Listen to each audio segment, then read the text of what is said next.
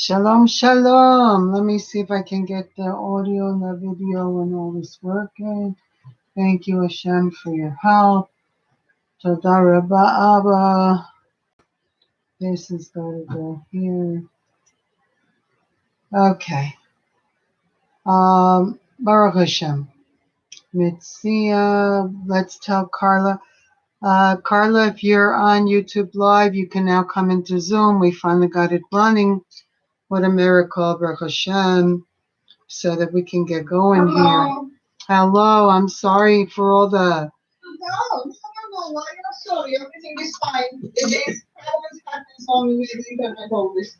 Yeah, it's funny. My husband was teaching a class this morning, and he was talking about how the internet, everything is virtual these days and whatever. And I was saying also Hashem made the internet to teach us patience. Yes. That's another thing it was made for. Because in order to get anywhere, do anything, you have to have the patience to deal with things and just keep trying, But anyway, tonight's class is dedicated to Pesach. And let me call Carla back and tell her she can come in on there. 1 second only. So we have everybody in. And Elisheva went to the supermarket. She said I'll text her and let her know. Maybe she could do it on her phone. Who knows? Hello? Yes. Yes, we're in Zoom. We finally, Hashem answered prayer. Okay. Baruch Hashem. Amen. See you there. Okay. Shalom, shalom. Shalom. Now one more Elisheva and we're done. Okay. Elisheva, you're here. Here you are. And then we'll start. And please get your questions ready. I love questions. And there's got to be some questions about the preparation for Pesach, because that is never a dull moment. And I want to give some shortcuts tonight on how to cut preparations in half. And I just want... Tell me. Your Zoom is working, honey. The what? The Zoom is working now. Oh, good. So you can... We'll be home in about 20 minutes. Okay, so you can probably even go on and Zoom on your phone. But I'm gonna go because everybody's waiting for me, and hope to see you there. Shalom, shalom. Shalom. Okay, here we go. Okay, now, Carla, you usually always have questions, and if you're preparing for Pesach, you must have encountered some things that need questioning, no? No, actually, I don't right now. I'm just trying to get in contact with the people I'm gonna be having Passover with, and but besides that, I think I'm gonna be okay. In regards to selling the house, I might have a question, but I don't know. How about if my husband does a quick repass on how to sell everything or anything, because basically selling chametz is a contract. That's why if you get a hold of Chabad.org or Chabad... Zirkin, have you spoken to Rabbi Zirkin? Can you hear my Carla, husband, have you spoken Carla? to Rabbi Zirkin? I thought that you had. I didn't. I only spoke to him once, and I told him that I was interested on joining Shabbos, but he said it might be too far, and he's right. It's a long walk. Yeah, okay. This matter is very simple. If you simply tell him you want to sell your chametz, you give your address, and it's not the rabbi takes care of the whole thing for you. He has the contract. He sells it to the non-Jew. He buys it back afterwards. So it's an extremely simple process. All the technicalities the rabbi takes, what he needs is any chametz that you have in your apartment, or if you have it elsewhere in another building. You just give him the address. Your car you should clean up. Don't leave any helmets in the car at all, for the week. And just giving your address of your apartment, it takes care of the whole thing. The rabbi goes through all the, yeah. So And what about for selling the house? you don't have to sell your house. No, it's misunderstood. What you're doing is that you are renting in a way. You don't need to worry about. In a way, you're sort of renting. There's no payment involved. You're renting your apartment as a storage place for chametz for the non-Jew who is buying it. So it just sits in your apartment as a storage place, and you go off and have a nice, happy, healthy Pesach. And the rabbi takes care of it. So basically, it's like your apartment is rented to the non-Jew, and it's his chametz. It's not yours, but of course we can't partake of it at all. We can't interfere with that. So if you're going to be away for the week, fine. That'll work out just fine. That's what people do when they're going to go away. So next year on Pesach, you'll have to get with me so that you can stay home, because it's very important to learn all these things, whether you're going to do it or not. I'm cheating right now, but it's okay. No, a lot of Jews do that. They just lock the house and go, and they don't have to go through all this. But I find it a good opportunity to clean out the fridge, to clean out the shelves, to make the whole house more, not Pesach, but kosher. Yes, exactly. We never it's funny, but people give you stuff and you just stuff it in the closet and whatever. And then all of a sudden, like now I'm cleaning out the cabinet and I didn't even realize that, wait a minute, that doesn't have a good, what's called a hechsher, which is the kosher marking. And for example, I'll give you a good example. There's always room for Jell-O. You remember that commercial? There's always room for Jell-O.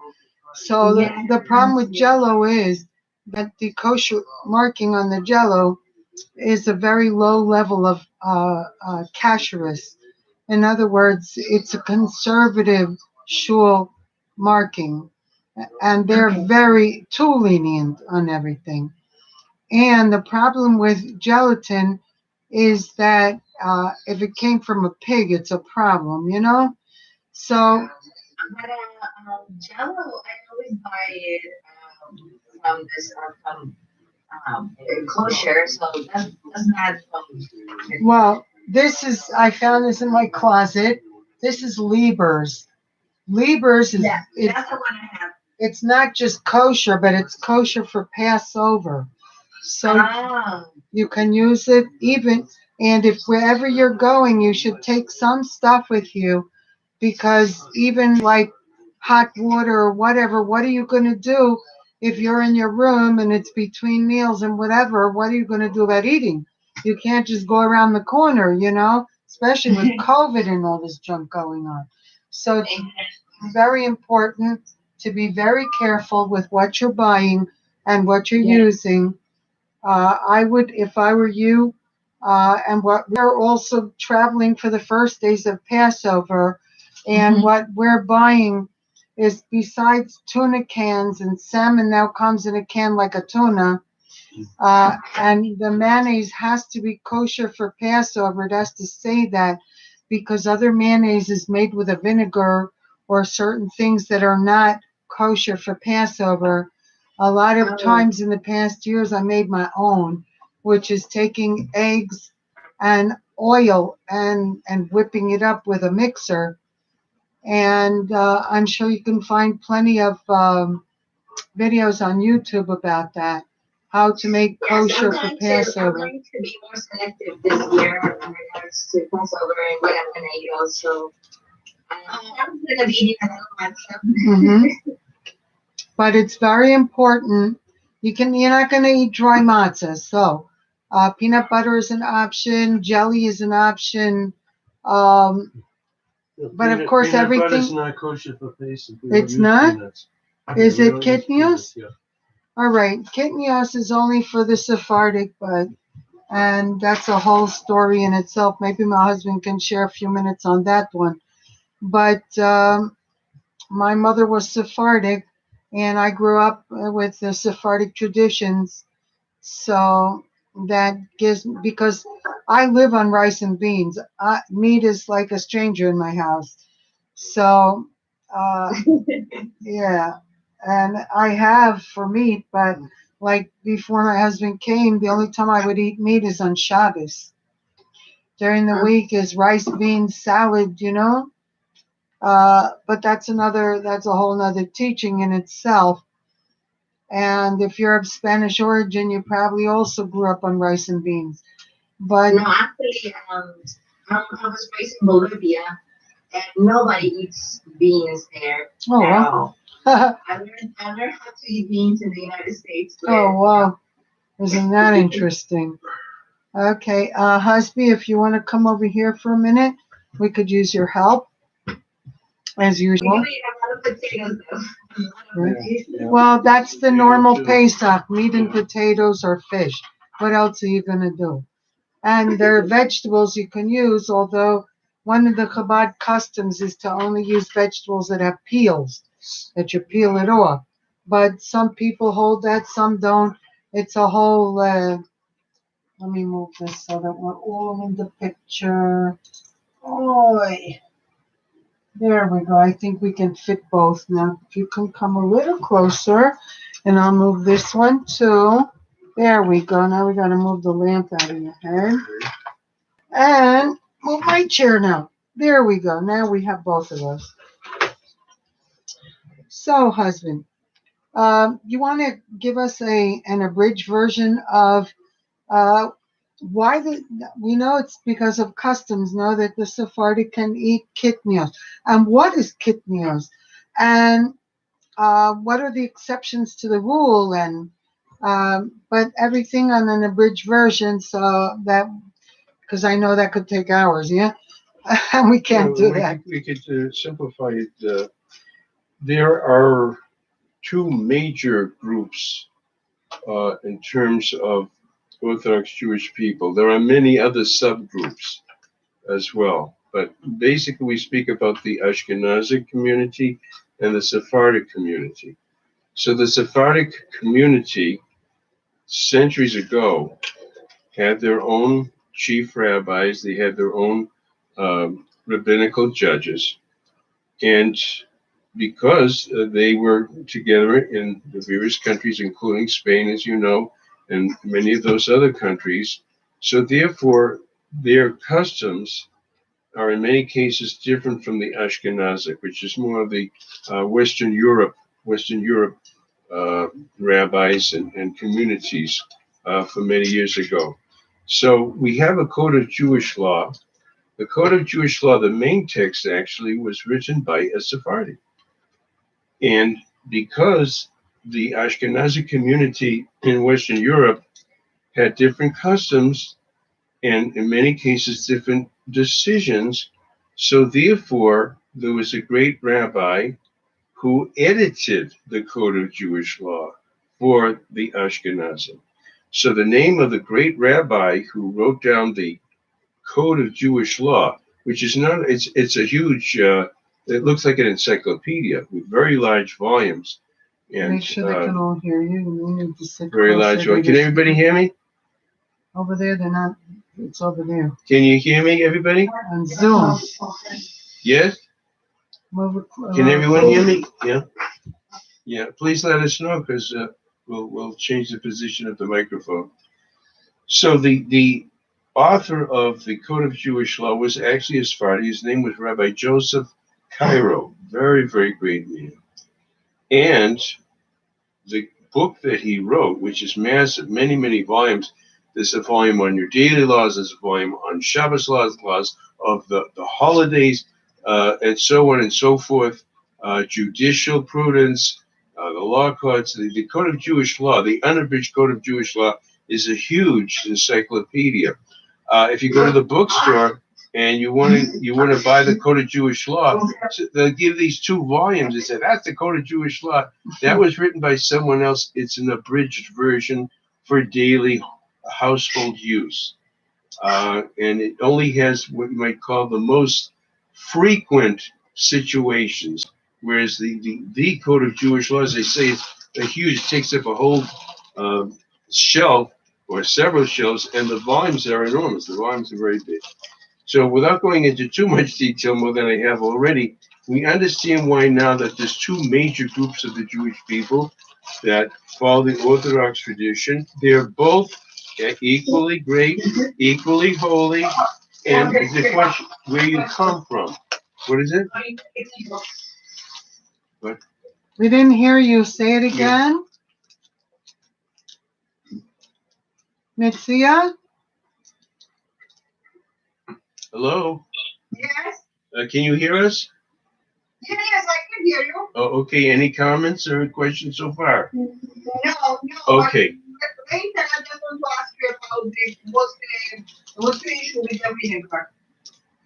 Okay, vinegar anyways has to be made out of wine that was kosher, kosher wine. The wine has to have been supervised only by Jewish people. Right. When it's an ingredient, have Jewish people and non-Jewish people mixing the ingredients, etc., etc.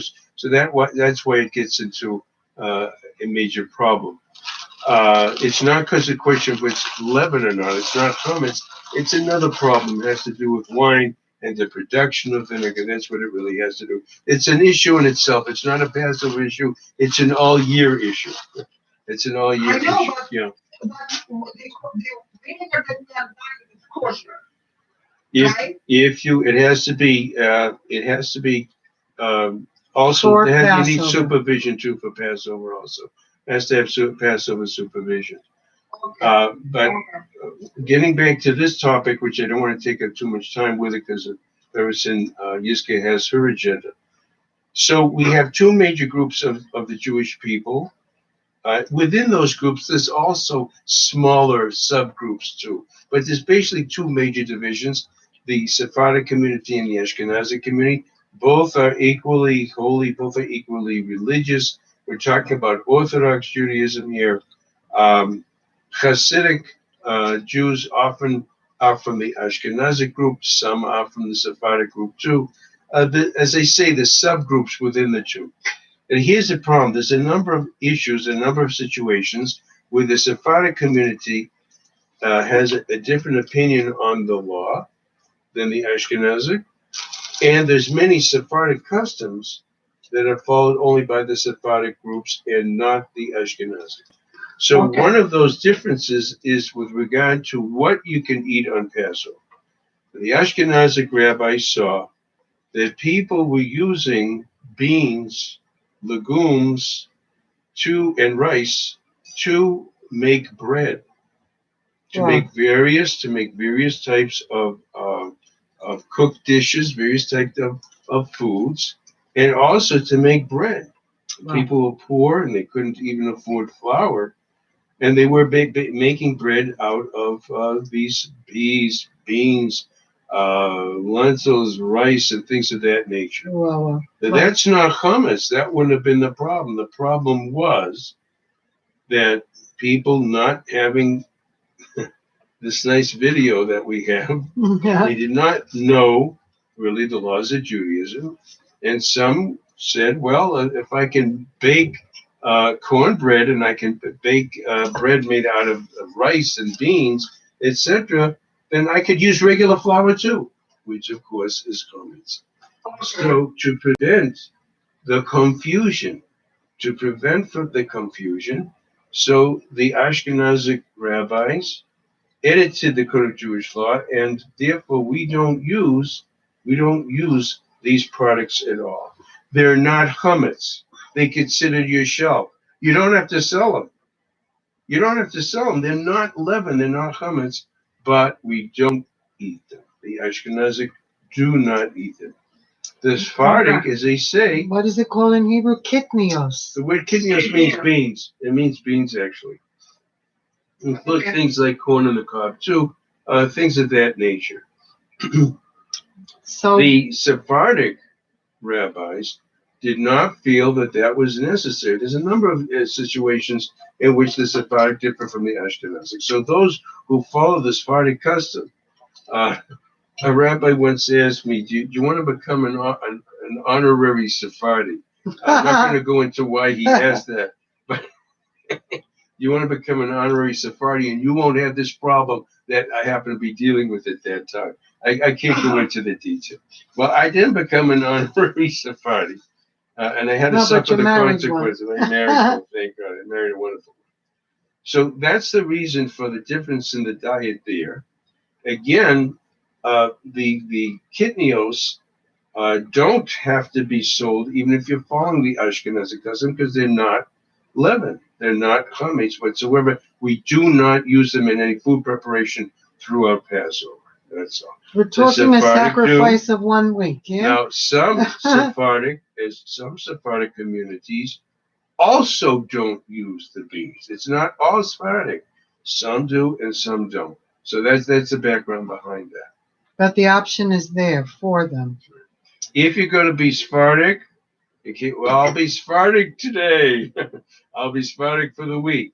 That doesn't go. If you're going to follow the Sephardic customs, you're going to have to follow them consistently. If you're going to follow the Ashkenazi customs, you have to follow them consistently. And what is the word customs in Hebrew? Minhagim. Minhagim. Loosely translated, it says Jewish practices. Jewish practices. As opposed to Jewish law, strict law, Jewish practices. That's what it is in English. So that makes the resolution. Now, here's the thing. I just went through some cabinets in my kitchen with my husband, and I said, I have canned fruits, I have canned vegetables, and I have beans. But the beans I have are just beans and salt water. So as I always check labels on things because I don't want to buy stuff that has a bunch of junk in it. They have such preservatives and all kind of chemicals and whatever.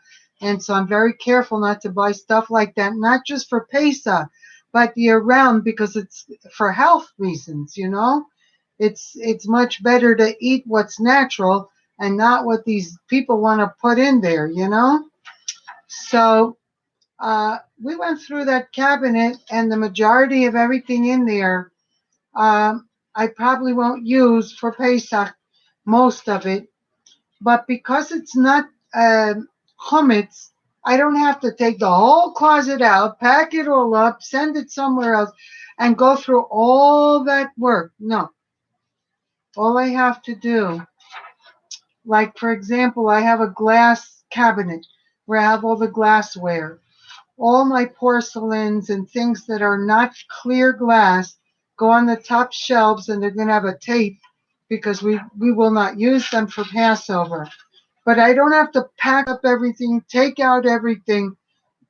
I just have to put a tape across, those two shelves. And then the bottom shelf I'm going to use for all the clear glass. Now, anything you have that's 100% clear glass is not porous. Clear glass is not porous, and therefore it does not take on an identity. It is not milk or meat. It becomes neutral territory. So if you really want to be, on the safe side or whatever, you could stick it in a pot of boiling water, let it dry out, and it's ready for Passover. But glass, like glass coffee cups that are porcelain type, that you cannot see through them, you cannot use them. You cannot cashier them for Passover. And what I found is to make life a lot easier. If you go to Walmart and buy a couple, or even dollar store, buy some serving spoons and forks and whatever, not to have to put them all in boiling water and cashier them and go through all that. I used to do all that. Oh my goodness. But now I just bought stuff for Passover. It doesn't have to cost a lot of money. I have a set of pots and pans that are only for Passover. Passover is 1 week. You could live with a lot less just for a week. You don't have to make life difficult for yourself. No? So this is why I'm telling you. I bought in Walmart, I think it was $10 or less, a set of silverware, and I made sure that colored ends to them. So the green ones were for the dairy and the red ones are for the meat. And I don't have to cashier anything this year. I take it out of the box, I use it, I make sure my kitchen sink is cashiered. I have a special dish, the tray that you use to put the dishes in to dry. I have a special one for Passover. So the one that I use all year long will get packed up along with all the, and I don't have to pack up every drawer. I can tape the drawer closed and I could live out of a box for a week or two. Actually, it's a week. The silverware, the serving spoons, whatever for Passover can stay in a box. And this year I'm going to get fancy and use plastic boxes. But what I'm saying is learn how to minimize all that you have to do and still be 100% Pesach for Passover. Because if you go, most people will tell you that they go up a wall. They even look under their mattress for dust. I don't take food in the bedroom. And if you don't take food in the bedroom, then there's no way chametz can get into your bedroom.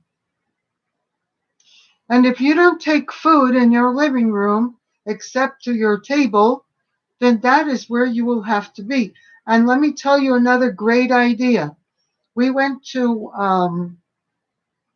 dollar store the other day, and they had clear plastic tablecloths. So if you buy yourself a handful, I think they were $1 each. Buy yourself a good handful.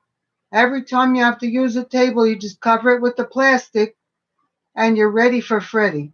You don't have to go through the nightmares.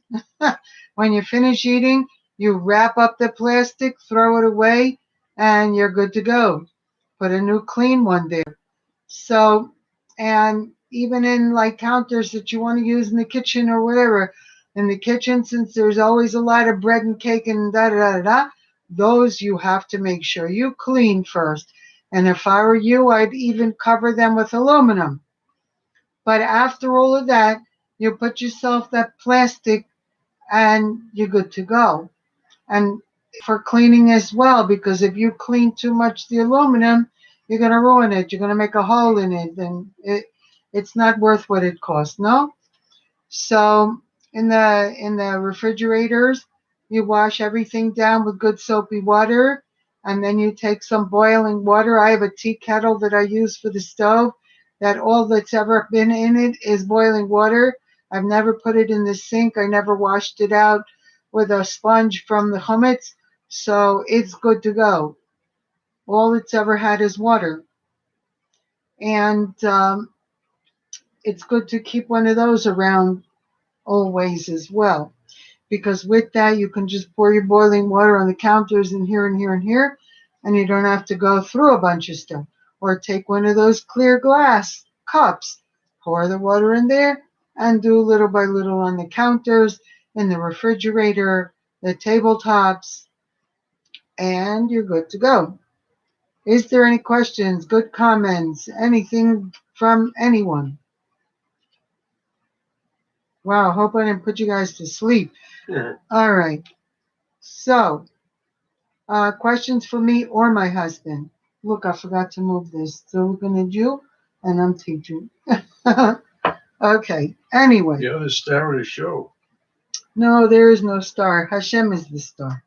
Yeah, we're just here to be his instruments and to help people know what to do and not do, and to make life as easy and simple as possible. Because Jewish life does not need to be a pain in anyone's side.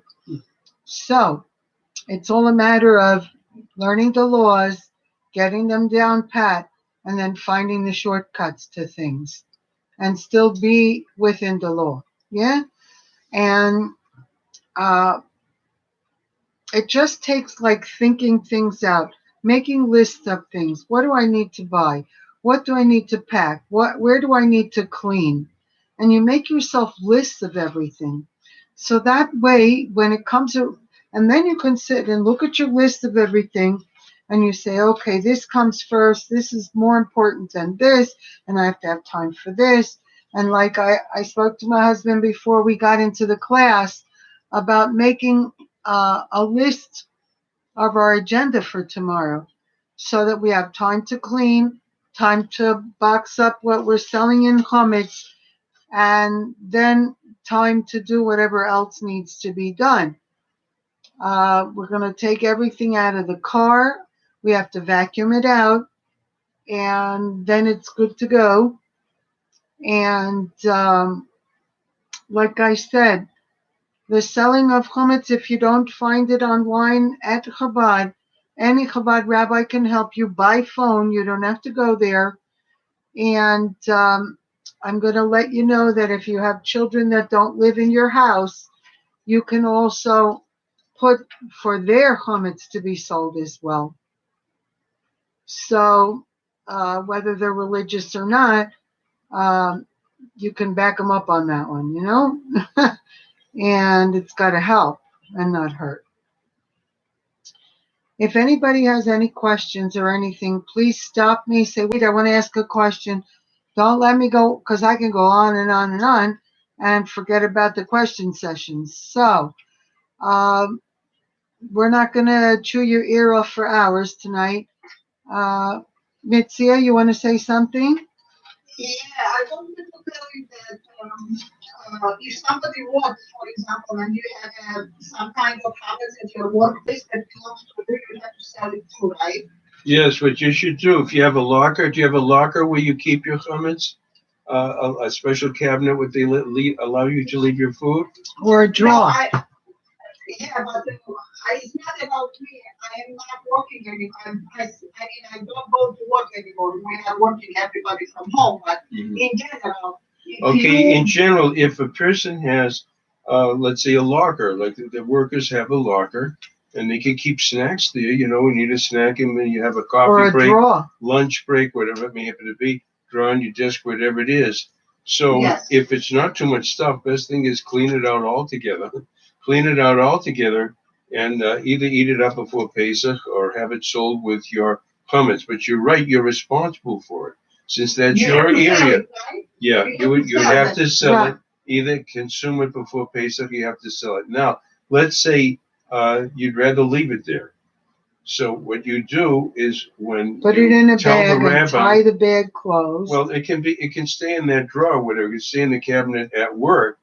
But what needs to be done is that when you tell the rabbi, or do it in person with the rabbi, you give him your address.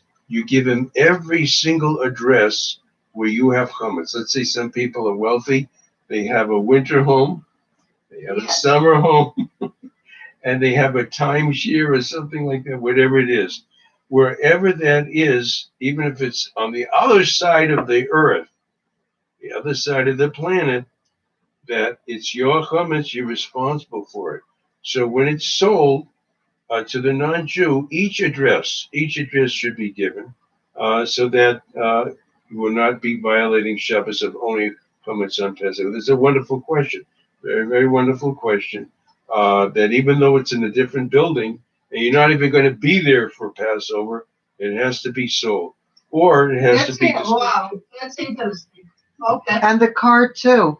The car needs to be there also, which reminds me that we have to talk to the rabbi who sold our chametz, that to include the car as well. Well, if you're not going to leave any chametz in the car, if you're not going to leave any chametz, and I hope we're not going to leave chametz in Well, the no, car. I'm not going to leave it on Yeah, purpose, no. but Then you don't have to sell if you right. But clean just up in before. case there's a crumb or whatever, it's always good to make sure it's in the All right, sale. it can be done. Okay. Yeah. You don't Thank want you. to, You're welcome. like they say in English, better to be safe than sorry. Yeah. Yes. Yeah. Yes. And Elisheva, I see you came in. Do you have any Pesach questions for my husband? I'm so exhausted. No. I just want to close my eyes and listen. No problem, honey. I just, since you weren't there before to ask, so I'm Yes, asking now. yes. Baruch Hashem. So going on, we I'm want to. okay. I know everything that I have to do, actually. No, and I'm going to send you the video of what you missed anyway. So Okay. yeah, okay. because what I've been sharing is shortcutting. There's a lot of things Oh, no, I that. like the shortcuts. There's always a shortcut that one can learn. Well, That's what I'm interested in. Yes, absolutely. and especially. Because we don't have the strength we had years ago to go through the house and do this. That's what I'm interested in. No, and the Shortcuts. sechel, because now I realize after learning all these laws for so many years and teaching them that wait a minute, I don't have to do this. I could do it like this, and Yeah, I'm learning the shortcuts absolutely. because I'm thinking out everything and I'm making lists. One of the things I want to share again is make lists. Make a list of what you need to buy for Pesach. And remember that milk and eggs and things like that need to be bought the week before. Don't leave it that it runs out during Pesach.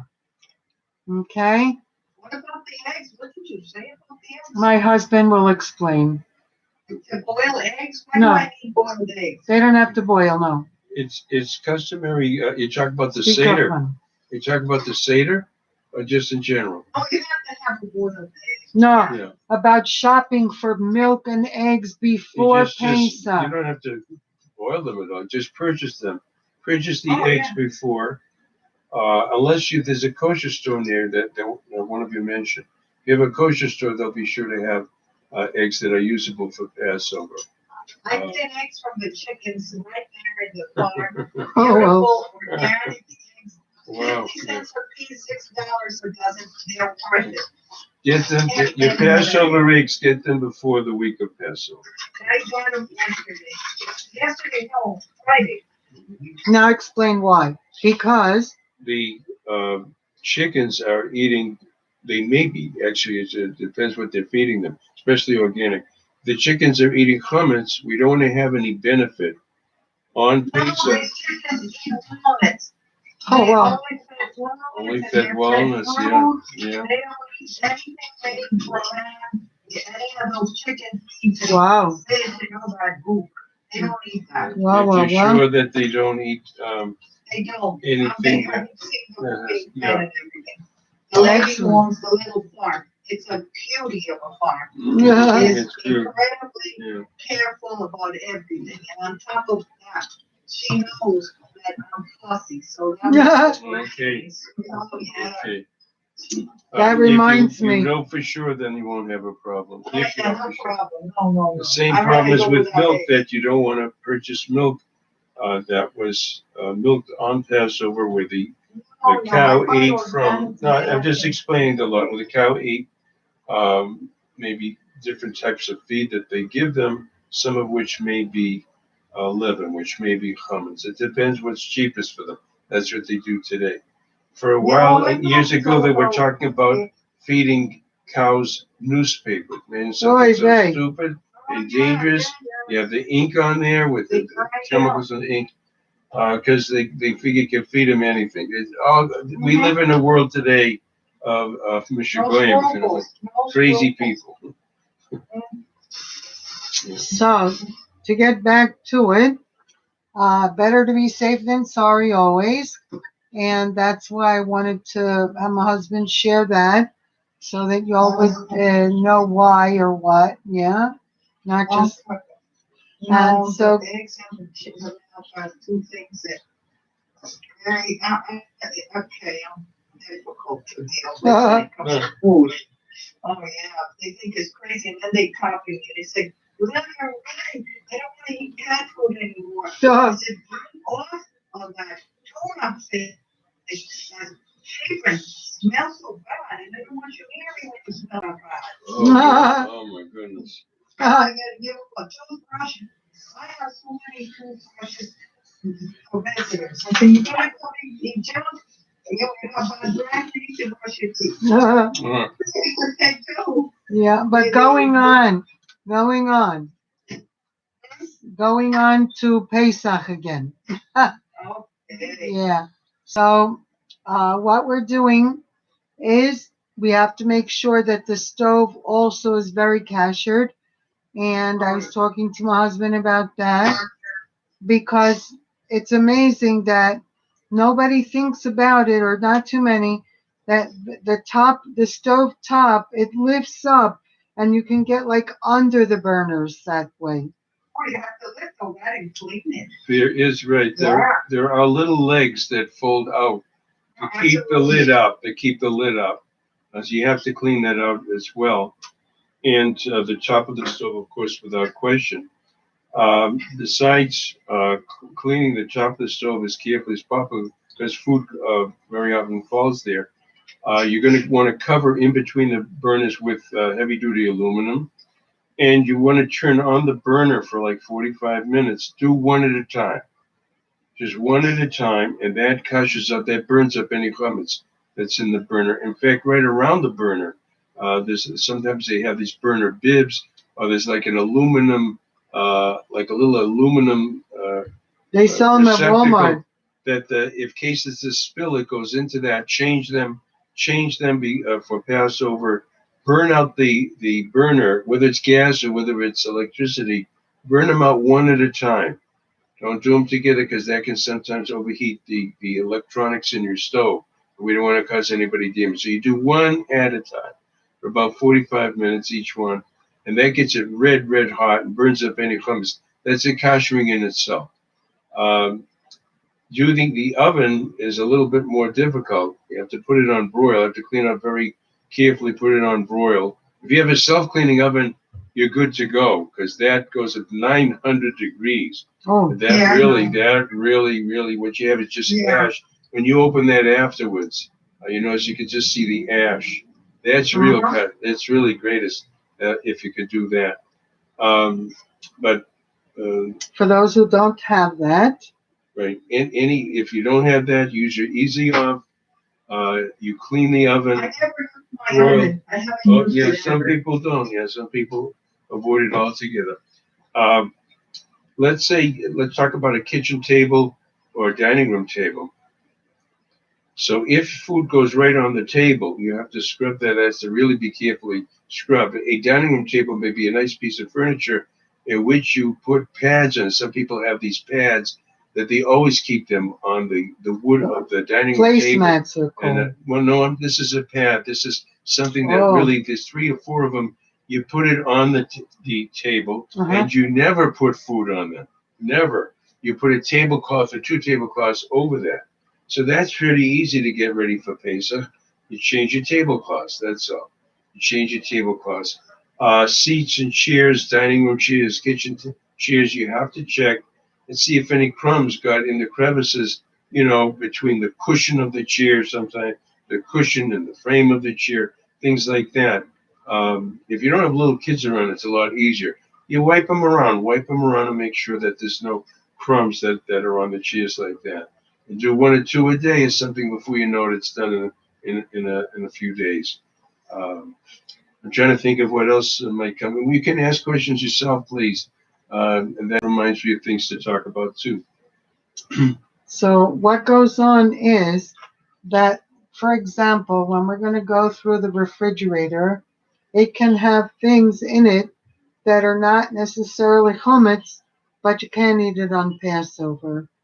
So there's 2 ways. You can get a little box and put them in there and put it in the back of the fridge and say this is stuff that's sold, or you don't have to sell it, but you have to make sure that you do something to let yourself know that that cannot be used during Pesach.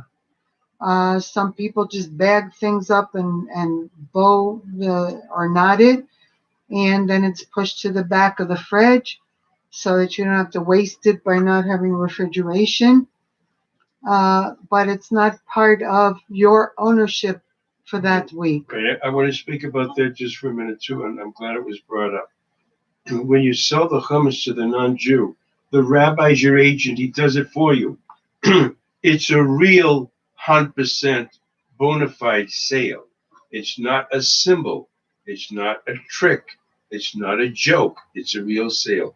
Technically, now don't get scared. Technically, If the non-Jew came up to you in the middle of Passover and said, I want my Cheerios, the rabbi showed me your Cheerios with a whole bunch of other stuff. Don't get scared. It never happens. But I want us to understand how real the sale is. If he came in and said, I want my Cheerios, you'd have to direct him to the closet, the room where you've got the hummus stored, which is sold to him. Sold to him is sold. Sold to the first non-Jew who will take it. So we must realize it's a true sale and that he has actually every right to go and collect it. It never happens. Don't worry. It never happens. Let's talk about the fridge and freezer, which Representative Yiska brought out. You need a piece of cardboard or something. Make a separation. Maybe the shelf. You're going to leave chametz in the shelf. That is the non-Jew's shelf. He could come in technically, legally, and demand, I want whatever that product may happen to be, because I bought it. I bought it from the rabbi. So I just want to show how real the sale is. Same thing with the freezer. If you have part of the freezer is going to have chametz in it, again, that's going to belong to the non-Jew during the week of Passover, and he can technically come and collect it. You have to make sure a partition. Not only it prevents you from taking it by mistake, but also if you take it, you're violating the sale. You're showing you didn't really sell it. Now, some of these big supermarkets, here things are different. I know where you are. Did they have Stop and Shop where you are? In New Jersey, I'm not sure where some of you are. Some of these big markets, and they do Carlos a in Baltimore, fake, yeah, Cian's in Queens, yeah, and Queens. Elisheva's in California. Some of these big, huge supermarkets do a fake sale with a conservative rabbi, and they put a sign up. We've done the customary sale of the chametz. It's a bunch of baloney because they're selling the chametz during Passover. There's some kind of a silly trick that they seem to be trying to pull to say they're selling the non-Jews chametz. It's their chametz. It's the if it's a Jewish owned. I'm talking about a Jewish owned corporation, Jewish owned store. If you sell it to the non-Jew and then you take possession of it back, it just violates the sale. It shows that the sale was just a big joke, which is just a big nothing. So that I just want to try to impress upon you that this sale is a true legal sale in order for it to be effective, so we don't have the various sins of possessing chametz on Pesach. I'll let you. I'll let you take over, Representative. I just want to clarify that. No, I'm very grateful for all your input, because the whole goal is to teach those in the class all the things that they would need to know. And even if you don't need to know it, it's good to know it, because you never know when you might need to know. Better to know it and not need it than to need it and not know it. So, getting back to preparing the kitchen, we have been on for 48 minutes. I'm trying to not surpass an hour tonight, not because I don't want to, but because I don't want to chew your ear off, you know? Anybody who has any questions, comments, or good sayings, whatever, please feel free to interrupt or whatever, so we can get all the coverage possible. Any questions at this point? No. Okay. So, I don't know about you all, but I have a storage closet. And in my storage closet is usually backup on everything. Huh? What do you have? A, What is it? a storage closet. Okay. Yes. So, that storage closet has to be gone through. Anything that's cookies, crackers, anything that could be considered chametz needs to be boxed up, bagged up, separated from everything else, and put in a very special place that belongs to the things that were sold. So A, you do not use them on Pesach. B, you don't even see them. And C, that after Pesach, you'll know where and what needs emptying and putting back.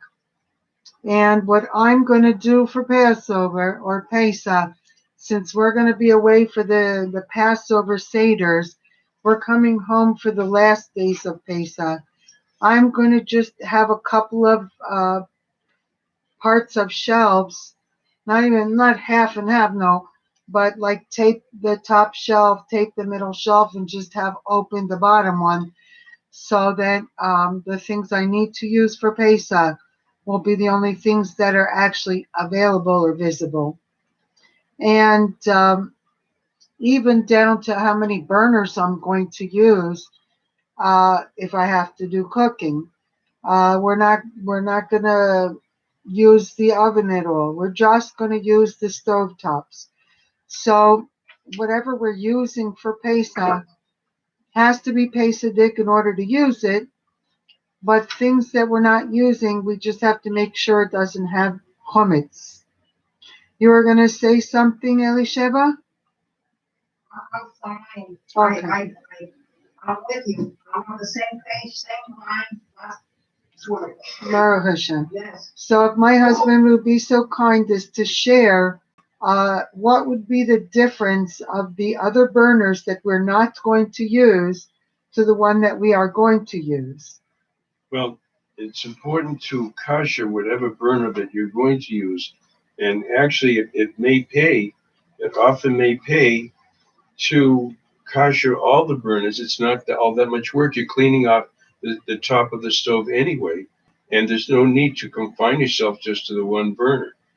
So it would be very, very worthy to kosher them one at a time, and then you can use any one of them or all of them for the holiday of Passover. That's what I would greatly suggest, because you're cleaning it anyway. You're cleaning the top of the stove. You're going to put aluminum in between the burners. You have to lift up the top of the stove. There's like these little legs that you can put out that holds up the lid while you're cleaning, and you have to clean in there thoroughly too. If there's like one of these little trays underneath the burner, in case the pot boils over, grease, whatever, it goes into that to make the cleanup a lot easier. Replace those; they're inexpensive. Replace those for Pesach and turn on that burner for at least 45 minutes to an hour. In the course of the day, you don't have to do the whole thing all at once. And the whole top of the tremendous stove heat, yeah. should be Yeah. foiled Yeah. in aluminum. Right. Okay. Did you want to say something, anyone? Okay. So, our kitchen, when we finish, is going to look like an aluminum foil kitchen. Stainless aluminum, right? I'm telling you. So, the inside of the refrigerator, the top of the stove, all the counters have to be aluminized. And in the cabinets, if you're going to take stuff out and clean, then definitely when you put back, you should put a paper towel, and on top of the paper towel, aluminum, and then put your cans or whatever you're going to put back in there. Reminding you that anything that could or would be chametz has to have a different treatment than things that just cannot be used on Passover but are not chametz. Certain vegetables or juices or stuff like that that's not marked kosher for Passover. We have 6 minutes left. If anybody can come up with any last minute questions, we're ready to hear them. Anybody has any? I just want to mention again that after Passover is over, for about a month, you should not purchase chametz, real chametz, from a Jew who did not sell his or her chametz. It's a store that's Jewish owned, and they did not sell their chametz. They were selling it throughout Passover, then we're not allowed to ever have any benefit from that. Again, it has to be real chametz. Let's say you go in for a can of vegetables, right? That's not chametz. You can buy that after Passover. But if you know they had their cereals, they had their loaves of bread and things like that, in many cases you should really avoid buying there for a month. Again, only real chametz, real chametz. There's a situation where uh, people may have access to non-Jewish stores or non-Jewish owned stores to buy your chametz through them or from a Jew that did definitely observe Passover, and the Jewish owner of the store sold their chametz before, and they would put it away until after Passover. In Baltimore, I know one of you is from Baltimore. Who's from Baltimore, Carla? Uh-huh. Yeah, they had this giant supermarket which Carl is familiar with, 7 Mile Market. And what they do is they take all the chametz out of all. It's a huge store. It's bigger than a giant Stop and Shop, one of those giant supermarkets. It's enormous. I wish we had it here. In fact, if we had a little store here, I'd be happy too. We have so much trouble. We have to go through so much to be able to get kosher food. But at any rate, what they do is they take everything off the shelf and they put up signs. This aisle is only Passover foods. This is before Pesach comes. And of course, when it's close to Pesach, they get rid of everything. They put it in their storerooms and in their freezers and in their refrigerators. And they only have Passover foods out for the holiday. And afterwards, everybody is running to get a loaf of bread. They're so tired of chewing the matzah.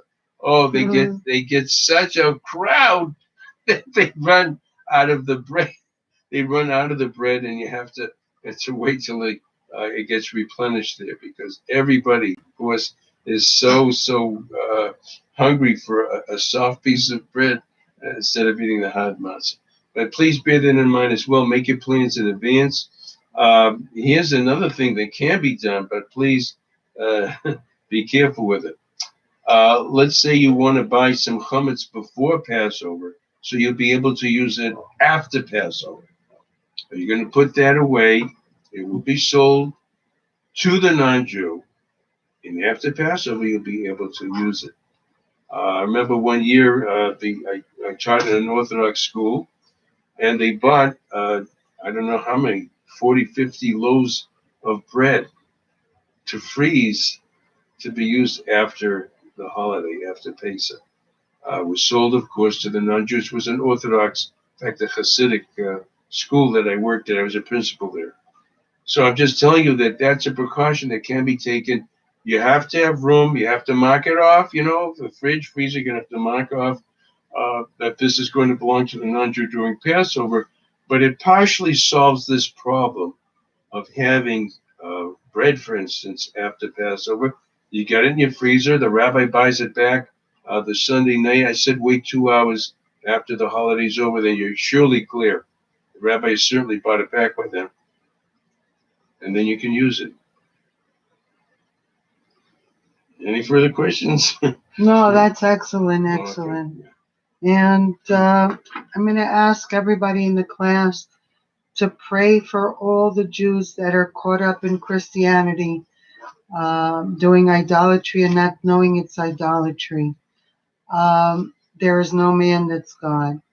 So please take a few minutes, everybody, to pray for those souls, that they should come back to the truth soon in these days and forever. There's a reason why Hashem said in the Torah that we, the Jewish people, are a light to the nations. And someday they're going to want to know the truth. God willing, V'ezrat Hashem. In the meantime, we appreciate your presence here. I hope we clarified a lot of things for Pesach and Passover. I hope you have a freilich, happy and kosher Pesach. And there's so much to learn in this world. People that say that the law is passé, when the scripture says very clearly that there are 98 curses for those who don't want to observe the Torah commands. his commandments and his statutes. And it's written a lot more than one time alone in the Torah, in the original scriptures. People have to question where these people pulled rabbits out of their hats. That is in the New Testament, so much stuff that is not, doesn't sift through the original writings of the Torah. Anyway, I wish you all a bracha, tzlacha, v'simcha, rest of the week, and a happy and freilich Pesach. We are going to be on again tomorrow, is it? Tomorrow? For the class in the afternoon. What time is the class tomorrow? East Coast time? For yours is 6:15. Right, but yours is 3:15? No, that's our time. Over there it's 5:15. Oh, for mine, 5:15 and East 6:15 Coast. for Rebbetzin and Yiska. 5:15 for my husband. 6:15 I'll come in. And everybody knows what to do. And I'm sorry? And for California, so if we're 3:15, she's 2:15, right? California will be 5:15. No, California Oh, is an hour earlier than we are. yeah. So if we're 3:15, she's 2:15. Okay. Yeah. Wait, but that's my class. Wait a minute. So No. my 15 Right, is she's gonna 3:15 to listen. 4:15, so she'll be 3:15. My class ends at 4:15. For her, that will be 3:15. Yeah. Don't worry, I'm gonna call you all a few minutes before the class anyway. Yeah, like always, and I'll be sending you a Yeah. copy of the class from tonight, Baruch Hashem, and I wish you only goodness. Thank you for coming into class tonight. Thank you for making teaching possible. Thank you. Thank Be you. well, everybody. Take care. Shalom, shalom. Yes. Okay. Bye-bye. Bavakasha.